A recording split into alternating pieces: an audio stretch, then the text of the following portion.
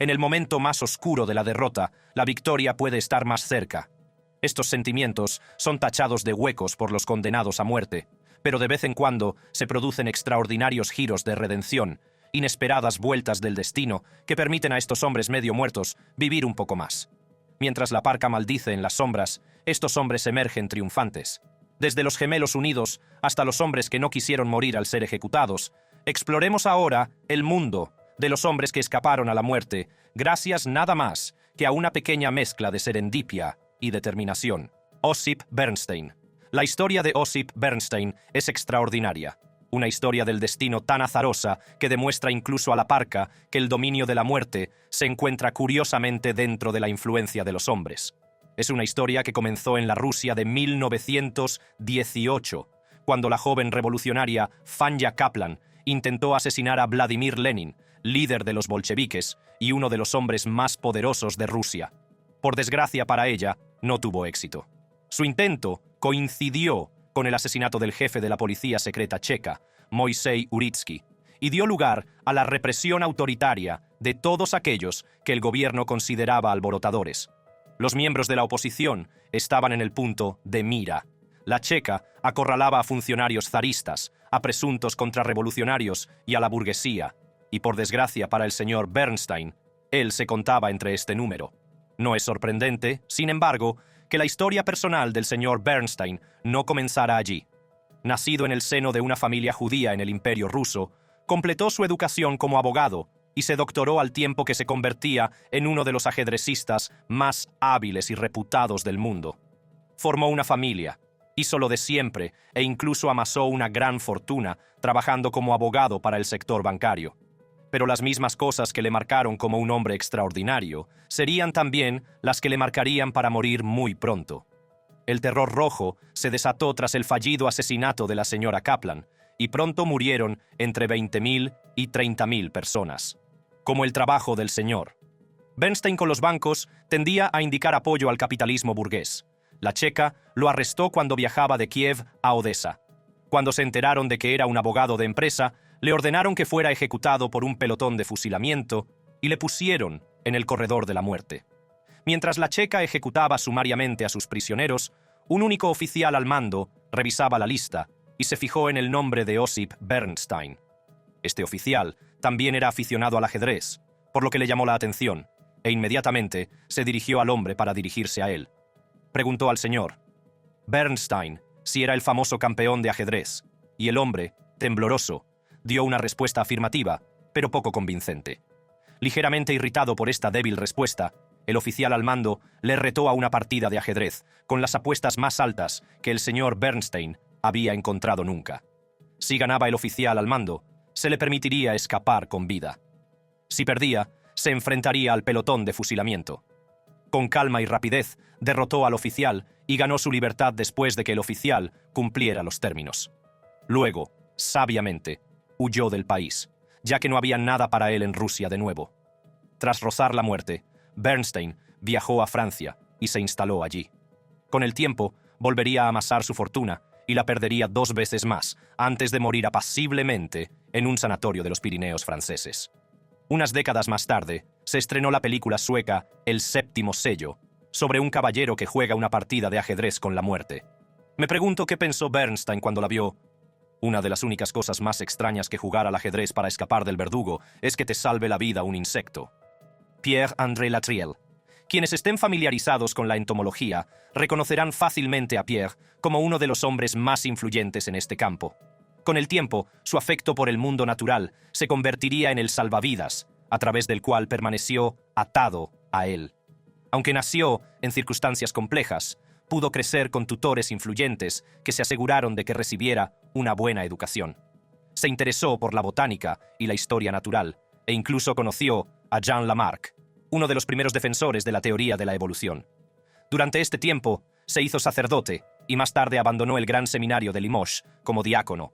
Aunque rara vez desempeñó sus funciones clericales, disfrutó de su estancia en Francia. Eso fue, por supuesto, hasta que se produjo la Revolución Francesa. No era el momento adecuado para formar parte de la élite, y los clérigos entraban en esa categoría. La Constitución Civil de 1790 Pretendía someter a la Iglesia Católica al control del Estado, y cuando Latreille no juró lealtad en 1793, fue encarcelado. Oficialmente se enfrentaba a la deportación, pero la amenaza de ejecución se cernía sobre su horizonte. Durante su estancia en prisión, el médico de la cárcel se encontró con Latreille observando de cerca un escarabajo en el suelo del calabozo. El médico pensó que se había vuelto loco, pero Latreille le explicó que se trataba de un raro escarabajo, el Necrobua ruficolis, que suele encontrarse en cadáveres en avanzado estado de descomposición.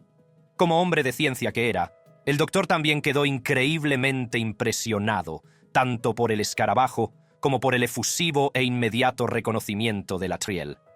Envió el escarabajo en una tabaquera a Jean-Baptiste Bory, de Saint-Vincent, un naturalista de 15 años que más tarde se convertiría en político y oficial del ejército napoleónico. Bory había oído hablar del trabajo de Latreille e inmediatamente aprovechó sus contactos para sacar al entomólogo de la cárcel. Al cabo de un mes, todos los antiguos compañeros de prisión de Latreille estaban muertos. La guillotina se los había llevado a todos, pero el reconocimiento de un simple y pequeño escarabajo había salvado la vida de Latreille. Abandonó el sacerdocio, comenzó a enseñar entomología y mantuvo su amistad con Bory de por vida. La historia de Latreille es una de las más fatalistas de esta lista. La siguiente, sin embargo, es una observación de lo turbio. Patrick Murphy. Patrick Murphy fue condenado por agresión sexual con agravantes y, de alguna manera, consiguió librarse de la pena de muerte en un estado donde la tolerancia con la escoria de la tierra era escasa. Inicialmente se le impuso una condena de 50 años, pero él y otros 6 reclusos decidieron que no les gustaban mucho los lujos de alojamiento estelar que recibían en la unidad John B. Connally, cerca de Kennedy, Texas. Nadie sabe por qué preferían el mundo exterior, donde la gente tenía que pagar dinero por las comidas, el alojamiento y la seguridad. Cualquiera sea el caso, estos hombres eligieron escapar. Su fuga fue un éxito y se mantuvieron a la fuga durante bastante tiempo, pero cuando fueron capturados de nuevo, ya habían robado como en 100 lugares, mataron a un oficial y atropellaron su cuerpo sangrante mientras huían. Aunque Patrick Murphy estaba al acecho y no directamente implicado, esta vez no se libró de la pena de muerte. Fue llevado de nuevo al edificio familiar en un ala diferente. Aquí, en el corredor de la muerte, se hizo budista y esperó en silencio a que llegara su día. Aquí viene la parte divertida. El día en que Murphy iba a ser ejecutado, hizo sus últimas llamadas, tomó su última comida y esperó a que los guardias vinieran a escoltarlo hasta la camilla de ejecución. Llegó la hora, pero nadie vino a buscarlo. Al cabo de un rato, el ayudante del alcaide se acercó para informarle de que le habían concedido un aplazamiento de la ejecución. ¿Cómo ocurrió? Resulta que Murphy pidió que un capellán budista le acompañara a la cámara de ejecución. Sin embargo, solo se permite la entrada a los empleados de la prisión, y por lo general, el Estado solo contrata a clérigos cristianos y musulmanes. Por ello, su petición fue denegada. El equipo jurídico de Murphy recurrió al Tribunal Supremo de Estados Unidos y, en el último momento, se determinó que el Departamento de Justicia Penal de Texas había violado sus derechos religiosos. Debían impedir que los líderes religiosos entraran en absoluto, o debían permitir que todos los líderes religiosos entraran en la Cámara. El Departamento de Justicia Penal de Texas respondió impidiendo la entrada de los líderes a la Cámara y, a continuación, fijó una nueva fecha para la ejecución. Sin embargo, Murphy acudió de nuevo al Tribunal Federal para alegar que el mandato del Estado seguía discriminando a los fieles de otras confesiones por el hecho de que solo los capellanes cristianos están autorizados a estar con los reclusos justo antes de la ejecución.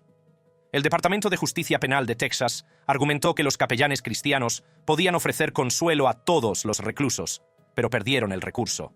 El segundo día de ejecución fue anulado, y ahora, años después, todavía no se ha programado una nueva fecha para él. No es ni mucho menos una clase magistral de fugas temerarias, y es probable que siga frito cuando al estado de Texas le llegue su hora. Nuestra próxima entrada, por otra parte, nos lleva a través del primer paso de una fuga de prisión: no dejarse atrapar de nuevo. Troy Leon Gregg. ¿Y cómo escapó exactamente el señor Gregg del corredor de la muerte sin ser recapturado? Piensa en criminales empedernidos como Bonnie y Clyde. Troy Leon Gregg fue cortado de la misma tela que este tipo de individuos distinguidos. Su notoriedad fue tal que su caso sentó un precedente importante para la forma en que se maneja la jurisprudencia moderna de la pena de muerte en los EEUU. De hecho, fue el primer criminal condenado cuya sentencia de muerte fue confirmada por el Tribunal Supremo de los EEUU. Empecé a pensar, ¿qué hizo para que esos negros se volvieran tan locos? En 1973, el señor Gregg hacía autostop con un amigo suyo de 16 años. Al pasar, Fred Simmons y Troy estaba en prisión por asesinar a dos hombres que tuvieron la amabilidad de llevarle cuando hacía autostop. También se habría salido con la suya si no fuera porque los hombres habían recogido a otro autoestopista que identificó a los muertos por las noticias y le había visto con ellos. El caso de Gregg coincidió con una oleada de cambios judiciales sobre la pena de muerte en todo el país. Georgia se confirmó su condena a muerte. Comprensiblemente, Troy sintió que no tenía nada que perder. Hombres menores, que él se habrían rendido a la desesperación y habrían esperado la muerte fácilmente. Pero hay que recordar que estamos tratando con un psicópata certificado. Él y otros 3 presos decidieron escapar de la celda. Se cambiaron los uniformes para parecerse a los que llevaban los guardias y cortaron los barrotes de sus celdas. Atravesaron una cornisa por una ventana de la sala de ejercicios hasta llegar a una escalera de incendios. Al salir, pasaron junto a funcionarios de prisiones reales. Parece que las barbas y las pelucas de los dibujos animados funcionan de verdad. Minutos después, el grupo había completado con éxito la primera fuga del corredor de la muerte en Estados Unidos. Normalmente, esto habría dado lugar a una persecución nacional del señor Gregg, pero al día siguiente, su cadáver apareció en un lago. La autopsia confirmó que había muerto por asfixia causada por la hinchazón, pero las versiones sobre cómo murió finalmente difieren. Algunos dicen que agredió a una camarera mientras se emborrachaba y que después fue golpeado por un motorista local antes de ser asesinado. Otros dicen que se enzarzó en una pelea de borrachos con los otros fugados. Sea como fuere, consiguió consolidar su huida muriendo antes de que pudieran volver a capturarlo. Supongo que es la mejor muerte que puede esperar un preso fugado. Doyle Hamm. Hay pocas cosas más lamentables que escapar del corredor de la muerte y morir la misma noche en una pelea de bar. Sin embargo, de alguna manera, Doyle Hamm consiguió superar a Troy Gregg en la escala de hazañas demenciales en el corredor de la muerte. Lo hizo todo legalmente también. Doyle cometió el asesinato que lo llevaría al corredor de la muerte cuando solo tenía 30 años. Durante un robo en un motel, mató a Patrick Cunningham, un trabajador nocturno del motel, y al día siguiente fue detenido y acusado. Su defensa fue deficiente y fue condenado al corredor de la muerte, aunque se le ofreció cierto alivio después de que pesos pesados del derecho presentaran una petición al Tribunal Supremo en su favor. En 2014, cuando aún estaba en el corredor de la muerte, se le diagnosticó un cáncer linfático y craneal. ¿Bastó esto para ganarse la simpatía de los tribunales? Previsiblemente, no lo fue. Parecía que los tribunales querían acabar con él antes de que lo hiciera el cáncer. Aunque el Tribunal Supremo de Alabama concedió una suspensión de la ejecución, fue anulada inmediatamente cuando médicos forenses independientes determinaron que Doyle podía ser inyectado letalmente utilizando sus extremidades inferiores. Era un espectáculo perverso que muy pocos disfrutaban. El universo realmente tiene sentido del humor, porque las cosas se volvieron aún menos graciosas el día en que iba a ser entregado a su hacedor. Lo que llamaban la ejecución duró unas 2 horas. Los verdugos intentaron encontrar venas para inyectar y para ello pusieron a Doyle boca arriba y le golpearon con frecuencia la parte posterior de las piernas para encontrar una vena utilizable. Cuando eso no funcionó, empezaron a clavarle la aguja en la ingle, comprometiendo tanto la vejiga como la arteria femoral. Hubo mucha sangre, pero poco después se suspendió la ejecución.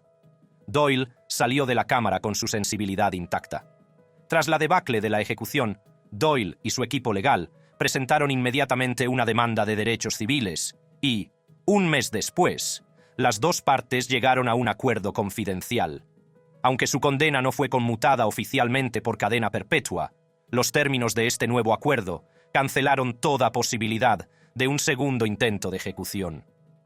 Doyle logró escapar del corredor de la muerte al sobrevivir a su ejecución, pero murió unos 3 años después, en 2021, por complicaciones derivadas de un cáncer. La escalofriante historia de Doyle no es la primera, y es poco probable que sea la última. Otros hombres con discapacidades mentales han sido condenados a muerte con anterioridad. Earl Washington Jr. Earl Washington es uno de los pocos tipos de esta lista que en realidad no cometió el delito por el que fue condenado. Los problemas de Washington comenzaron cuando una mujer de 19 años fue violada y asesinada en Culpeper, Virginia, en 1982. Casi un año después del asesinato, Earl fue detenido en otro condado por irrumpir en la casa de un vecino en una disputa de borrachos. A pesar de que el corpulento hombre tenía una discapacidad mental, un coeficiente intelectual de 69 equiparable al de un niño de 10 años, los chicos de azul consiguieron arrancarle una confesión. Washington no solo confesó la violación y asesinato de la mujer de 19 años, sino que, ante las excelentes metodologías de interrogatorio de la policía, también confesó otras 3 agresiones sexuales. Debió de ser como Navidad para los detectives. Con tiempo suficiente, probablemente habrían conseguido que confesara el asesinato del archiduque Francisco Fernando. Lástima que antes tuvieran que entregarlo a los tribunales. El caso llegó a juicio, y en consonancia con el derecho de los ciudadanos a tener acceso a una representación legal de calidad, Washington fue representado por una defensa que ni siquiera habló de su discapacidad intelectual como atenuante durante la sentencia. Los otros 3 casos de agresión sexual fueron desestimados inmediatamente, pero fue condenado a muerte por la violación y asesinato de Rebecca Lynn Williams. Pasó los siguientes 17 años en prisión, esperando su ejecución. Por suerte para él, mientras esperaba su ejecución, conoció a otro condenado a muerte, Joseph Giarrantano, que le ayudó a llamar la atención sobre su caso, denunciándolo a un defensor voluntario con el que había trabajado en el pasado. En 1993, el equipo de Washington obtuvo permiso para examinar las pruebas de ADN de la escena del crimen, y no tardaron en darse cuenta de que las pruebas no coincidían. A pesar de ello, la burocracia que rodea la introducción de nuevas pruebas tras la condena hizo que los tribunales de apelación rechazaran su vista. Fue 9 días antes de su ejecución cuando se le conmutó la pena por cadena perpetua. Un año después, Washington consiguió la libertad y el indulto total del gobernador del estado. También recibió más de $2 millones del patrimonio del detective que le obligó a confesar. ¿Son los policías los únicos que juegan sucio? Derrick Jamieson. Las historias más escalofriantes son las más cercanas. Probablemente nunca tendrías que jugar al ajedrez con tu verdugo, pero es más probable que te condenen a muerte porque tu coacusado te la tiene jurada. Esta historia comenzó en 1993, cuando fue asesinado el camarero Gary Mitchell. Aunque varios testigos describieron a los 2 autores a la policía, estos habían desaparecido. Meses más tarde, detuvieron al señor Jamieson en relación con otro robo, pero no presentaron cargos contra él. Unos meses después, otro hombre, Charles Howell, fue detenido por agresión sexual y confesó ser cómplice del asesino de Gary Mitchell. Identificó a Jamieson como el principal asesino y accedió a testificar contra él ante el tribunal a cambio de una reducción de condena. Howell salió indemne con 10 años de cárcel, pero Jamieson fue condenado a muerte. Durante los 20 años siguientes, Jamieson se enfrentó y sobrevivió a 6 condenas a muerte. La más cercana, el 7 de noviembre de 2001, cuando estuvo a poco más de 1 hora de ser ejecutado antes de que se le concediera un aplazamiento. Por supuesto, estos atisbos de respiro no surgieron de la nada. Ya se estaban analizando pruebas de mala conducta por parte de la Fiscalía. Surgieron incoherencias demasiado obvias para descartarlas, y ante esta nueva información, las pruebas contra Jamieson se vinieron abajo. Fue puesto en libertad en 2005. Desde entonces, se ha convertido en un defensor contra la pena de muerte, y este año ha presentado una demanda contra el estado de Ohio para obtener una indemnización. Teniendo en cuenta que perdió unos 20 años de su vida esperando su ejecución en ese momento, no puedo decir sinceramente que no le deseo lo mejor. En otro caso, de una ejecución chapucera con un maseo involuntario, estaríamos ante la historia de Rommel Broom. Rommel Broom. Hay bastantes ejecuciones fallidas en la historia de Estados Unidos, pero el caso de Rommel Broom es uno de los más molestos por la notoriedad que tenía antes de ser condenado a muerte. Aunque solo fue condenado por un asesinato, acumuló unos antecedentes penales tan amplios y tan crueles que muchos pensaron que la única forma de conseguir que se comportara era condenarlo a muerte. Entonces, yo era un bebé. Se aprovechó de mí. Comenzó con delitos no violentos cuando era un niño e inmediatamente se convirtió en el señor escoria de la tierra cuando creció. Lo que empezó con robos a mano armada acabó transformándose en numerosas violaciones, agresiones y asesinatos, principalmente de menores. En algunos casos, tuvo éxito. En otros, la intervención de los curiosos fue la única salvación para las víctimas. En 1984, intentó secuestrar a una niña de 14 años, Benita McKenney, pero los vecinos lo ahuyentaron. Meses después, mientras la gente normal estaba recién salida de Acción de Gracias y preparándose para Navidad y Año Nuevo, Rommel Broom agredió y secuestró a una niña de 11 años, cuya hermana menor presenció el ataque. Después de que Broom metiera a la niña en su coche, la madre de la niña salió corriendo y se arrojó sobre el coche, pidiendo ayuda. Solo pudo aguantar un rato, pero 2 hombres anotaron el número de matrícula y Broom pudo escapar. A pesar de todo, fue capturado ese mismo día. Se declaró culpable durante el juicio para poder obtener una sentencia clemente, pero no se le concedió clemencia. 6 años más tarde, llegó la fecha de su ejecución, y fue conducido a la sala donde un equipo de ejecución le inyectaría la droga en las venas. Por desgracia, lo que habría sido una muerte rápida se convirtió en un calvario de 2 horas, en el que los verdugos intentaron establecer una vía intravenosa. El gobernador, Ted Strickland, intervino al cabo de unas horas y concedió un indulto de 1 semana. Este hecho permitió al equipo legal de Broom paralizar la ejecución durante más de 1 década. Sin embargo, antes de que pudiera enfrentarse a otra, tuvo una muerte relativamente tranquila en 2022. Se sospechó que la causa fue el COVID-19 y, puesto que habría sido un poco inútil atar su cuerpo a la camilla, fue enterrado. Normalmente. Retrasar una ejecución durante años no es nada fácil. Utilizar lagunas legales para evitar al barquero ha sido una cosa de siglos. Lázaro y Johannes Baptista Colloredo. Un caso extraño, si los hay, el de Lázaro y Johannes Baptista Colloredo, gemelos que vivieron en la Italia del siglo XVII. Si alguna vez los conocieras, te sorprendería inmediatamente saber que son unidos, pero también descubrirías rápidamente que esto no es lo más extraño de ellos. Johannes Baptista era un gemelo parásito, lo que significa que aunque Lázaro tenía más movilidad, solo compartía cuerpo con él. Rara vez hablaba y la mayoría de las veces mantenía los ojos cerrados con la boca abierta. Su hermano Lázaro lo cubría a menudo con un manto cuando salía, pero según los relatos, Johannes movía las manos, las orejas y los labios cuando le tocaban el pecho y mostraba ligeros signos de angustia cuando lo pellizcaban. Lázaro, en cambio, pudo llevar una vida relativamente cotidiana. Se ganaba la vida en el sector del espectáculo e incluso aparecía con frecuencia en las cortes de los reyes. Muchos le consideraban bastante guapo y tal vez hubiera podido penetrar en los brazos de la sociedad si fuera normal.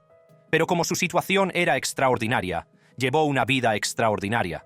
Quizá una de las veces que agradeció mucho la presencia de su hermano fue cuando mató a un hombre en una pelea de bar. Lázaro también era un luchador competente, porque es difícil imaginar a un hombre peleando con otro hombre colgado de él. Por este motivo, fue enviado a la cárcel y condenado a muerte, pero consiguió librarse de la condena argumentando que matarle significaría destruir también a su inocente gemelo.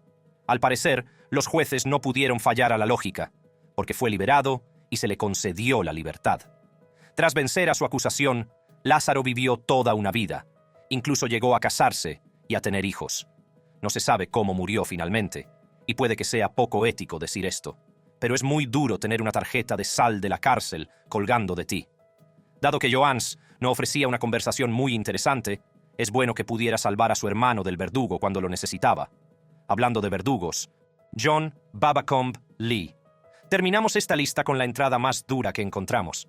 En la mayoría de las lápidas se leería «Queridísimo padre» o «Cariñosa madre».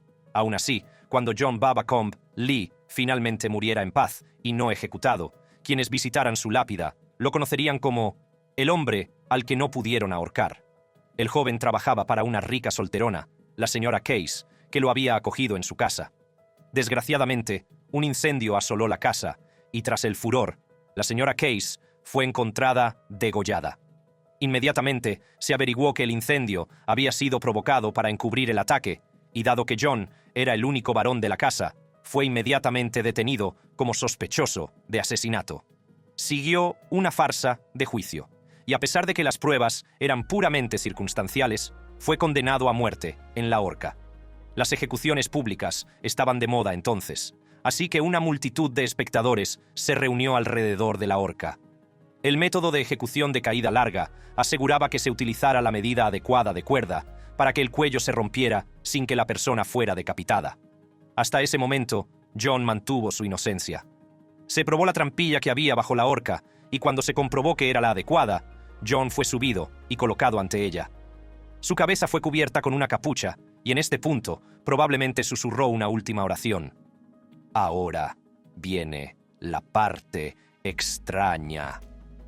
El verdugo tiró de la palanca para abrir la trampilla que había bajo él, pero la puerta se negó a moverse. El verdugo golpeó la trampilla junto con otros funcionarios de prisiones, pero la puerta se negó a moverse. Cuando quedó claro que algo iba mal, los funcionarios de prisiones se llevaron a John de vuelta a la prisión.